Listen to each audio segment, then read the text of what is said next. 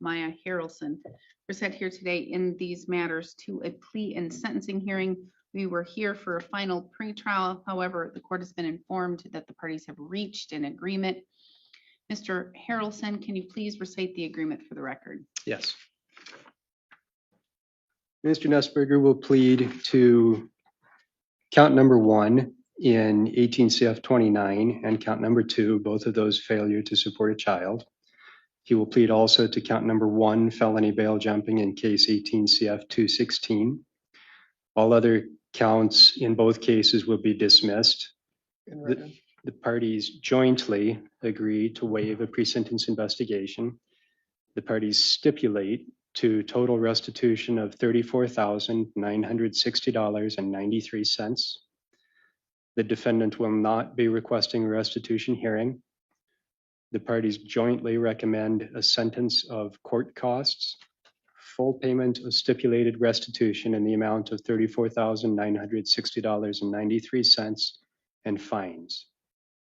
Parties are not asking for confinement or probation.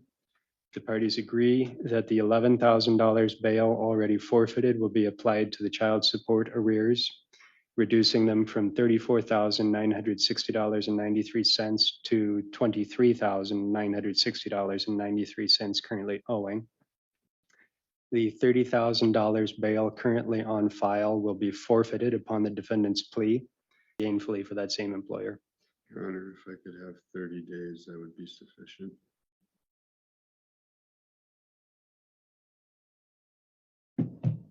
All right.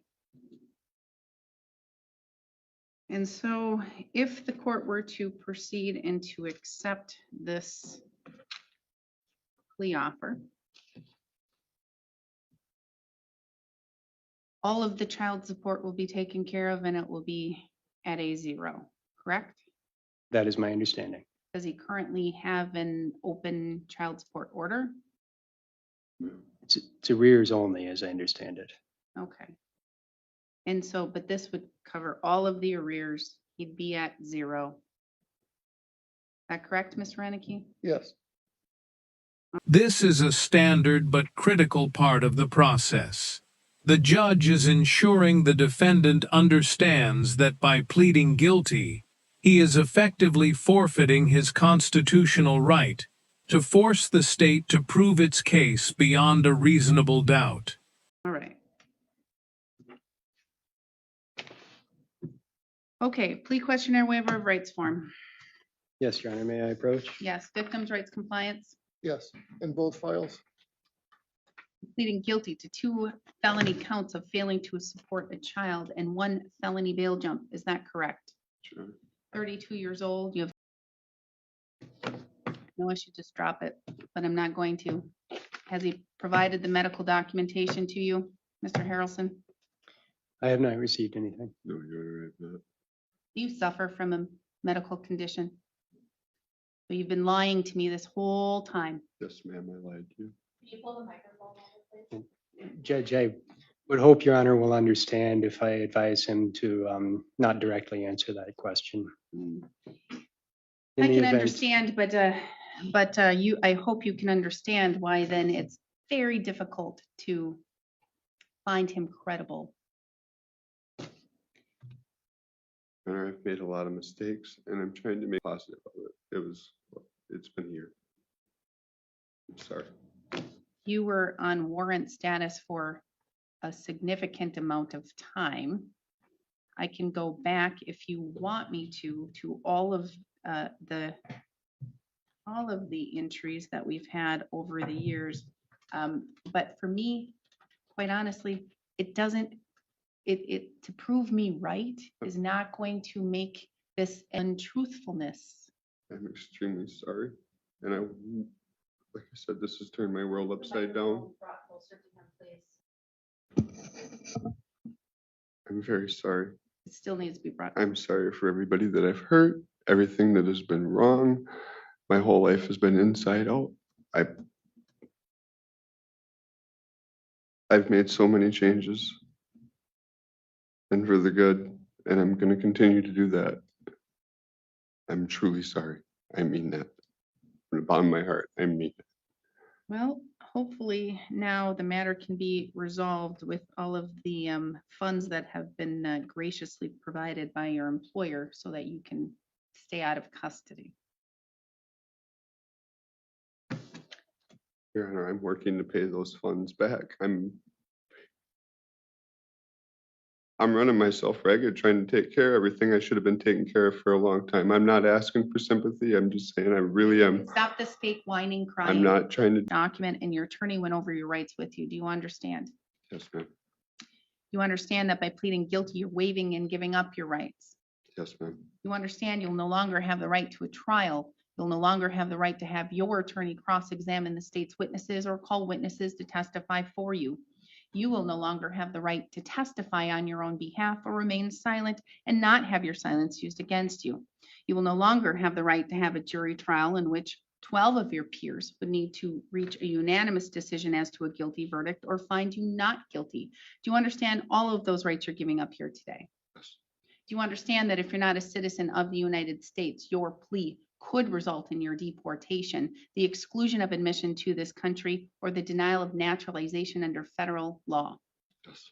Do you also understand you're pleading guilty to felonies? As such, you will no longer be able to use or possess a firearm for 120 consecutive days where you knew you were legally obligated to pay such support. That is a Class I felony. Do you understand what the state would have to prove? Yes, ma'am. You understand that upon conviction, you face a $10,000 fine, 3 years and 6 months of incarceration, or both.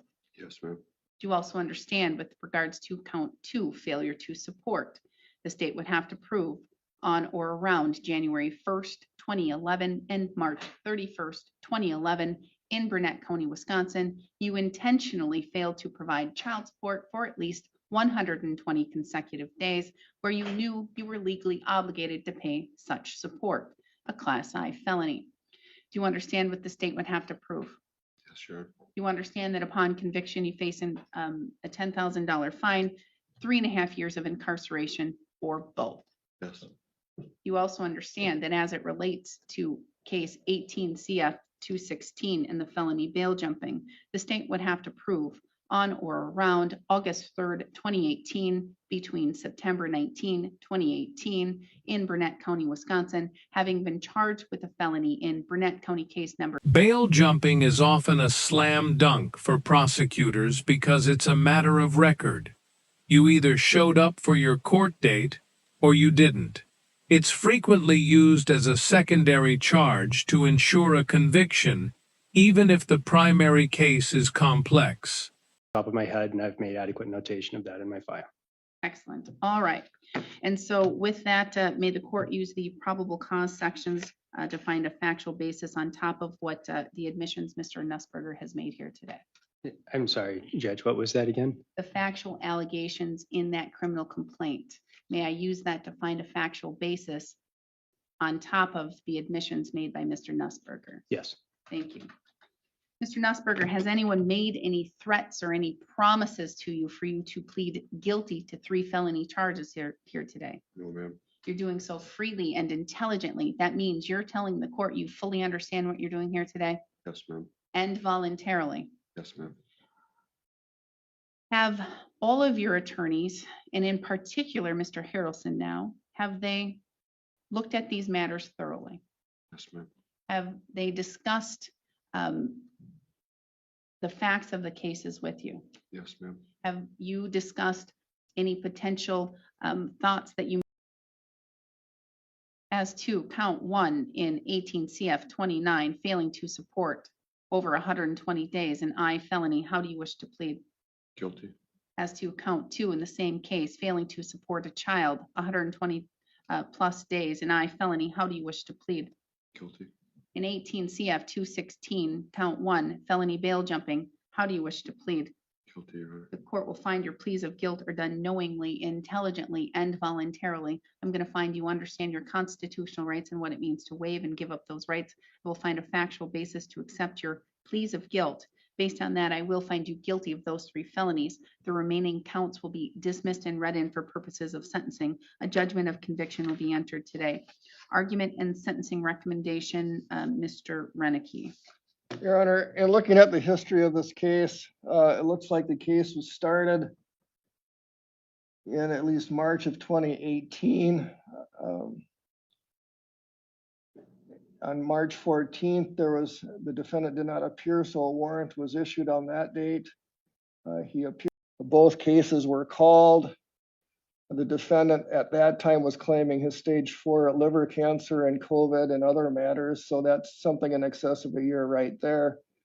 In the prior to that, other counsel appeared, so they had different notes, but obviously there was significant periods of warrant status. In looking at Mr. Nussberger's history, it looks like he has 13 prior criminal convictions. It looks like there was a misdemeanor level issuance of worthless check from 1999. That was in Pepin County and Dunn County in 99. There was a felony forgery. In Eau Claire, there was a D felony theft of special facts. In 01, in Pepin County, another felony forgery, another 2 felony forgeries, checks, and then 14 in Dunn County in 2014, there was a misdemeanor theft. So there's multiple prior felonies and multiple prior misdemeanors, roughly 13 prior criminal convictions.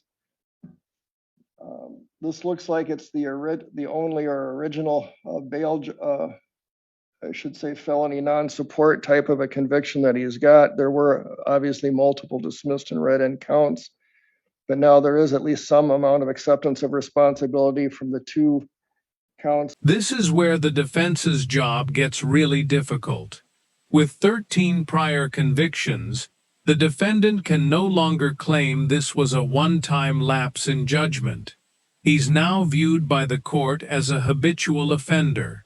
Of the failing to non-support, and there is also now a felony bail jumping as well. In this particular case, I think there's approximately 10 days of jail credits to date.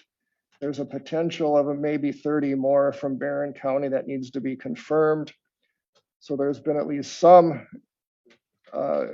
punishment by way of incarceration. In this particular case, the primary punishment is trying to make the victims, it's primarily the children and the other Restitution to be a fine and not something that he would get back into his pocket or to his employer's pocket.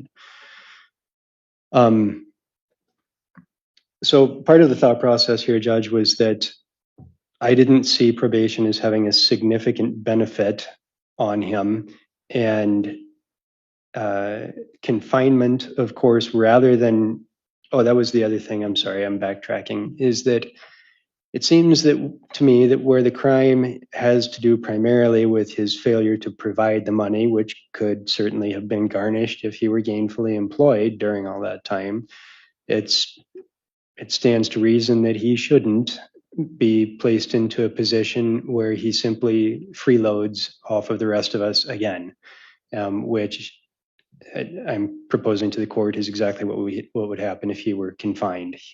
Fines assessed in this case can be received by the county. For the counties, they cannot. They don't. It's just like a very small percentage of stuff. The county doesn't receive a lot of anything with fines, with court costs, with fees of that nature. So I think with fines, we get a higher percentage, but it's still very minimal. Okay, and something I've not paid careful attention to. Not many people do. That's just something that I have been interested in knowing. So, well, in that case, I hope that the residual, the fines portion, can in some way benefit the state for its own expense in prosecuting this matter. And of course, there have been a lot of administrative things done by the state, both on the state level and the county, with respect to the payments made to these custodial parents and then trying to get those back from Mr. Nussberger. My assistant had written to dispatch here to ask for days. Opportunity to provide a statement. You can let me know anything you wish to know. Formally, people like to use fancy words as an allocution. Okay, you can tell me anything you want to know, want me to know, anything you want me to take into account. when this started to where we are here today. And again, we have allegations stemming back from 2010. Or you can quite simply say, you know what, Judge, I don't want to say anything else. And that's your right as well. Yeah, I'm a big part of both my boys' lives, the ones these cases are on. I spend an awful lot of time with them. They spend an awful lot of time with me.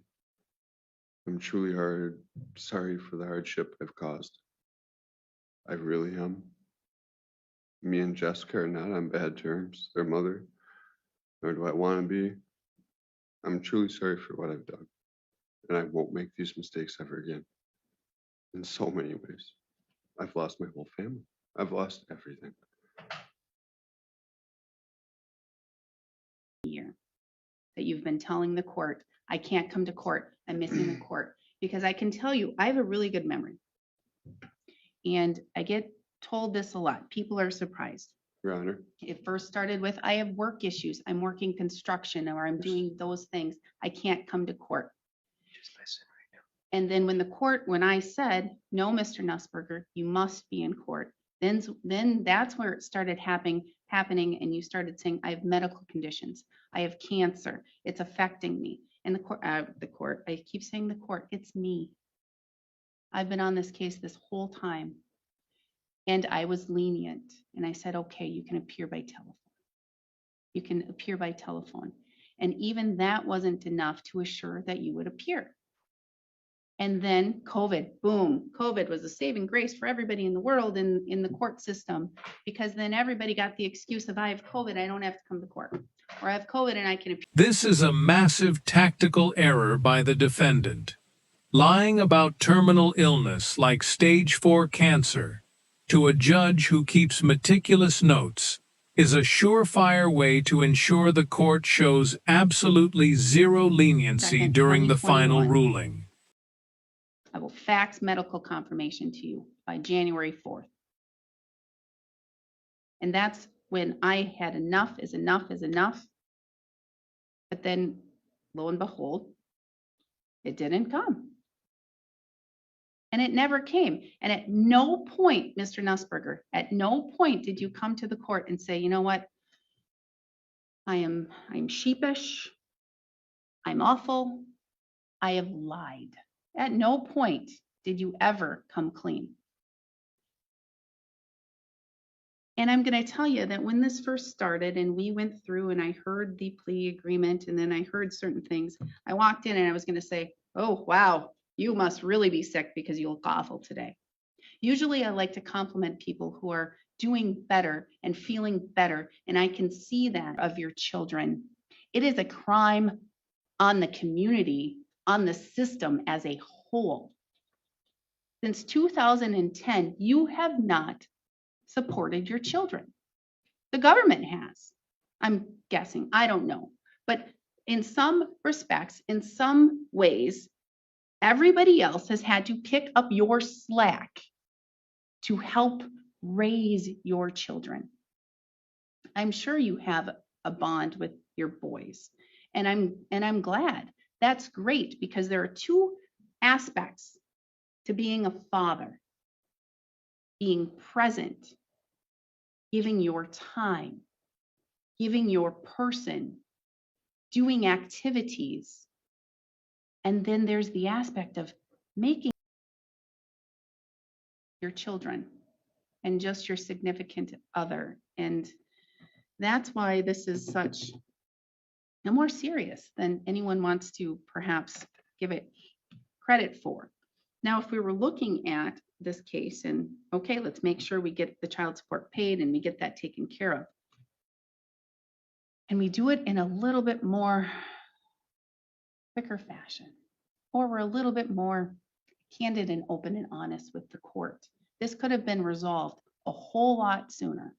And it could have been resolved without all of the stress, without all of the warrants, without all of the enormous amounts of bond that have had to be paid. But, Mr. Harrelson, there's the positive here. It will be paid off. The children will get their share, hopefully. Hopefully it is going to trickle to your boys, and they're going to get what they need. Hopefully, it can be put into some account where they can better themselves. They can get education, even if it's not to go on to college, to do some trade, to go into welding. But that is not how I sentence. I sentence to, let's make the victim whole. That's the number one here. And then what else can we do? There should be some type of punishment aspect, quite honestly. There should be. There should be punishment. It's not a prison. And I'm going to throw out big kudos to one of my best friends who handles these cases in Michigan. She sent a whole lot of people to prison who, that's the only way, that's the only thing. It's punishment and they won't pay.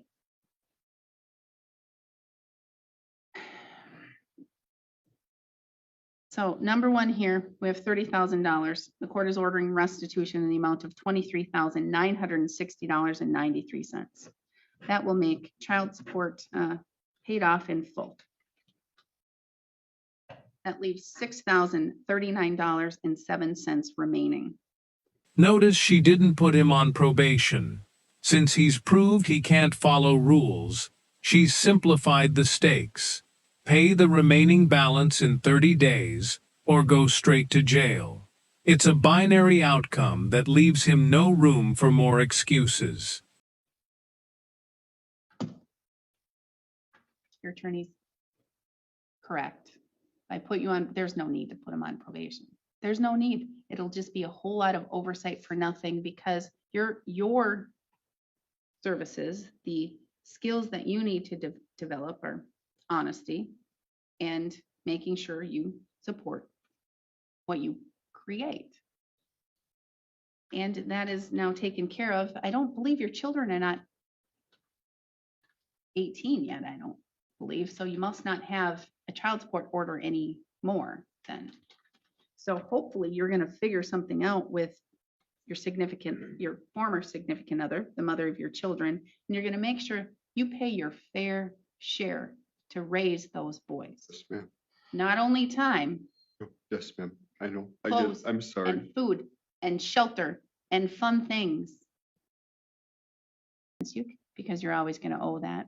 You should know by now when I say that money is due, when I say that you do something, I mean it. And if you fail to pay that within 30 days, I will issue a warrant.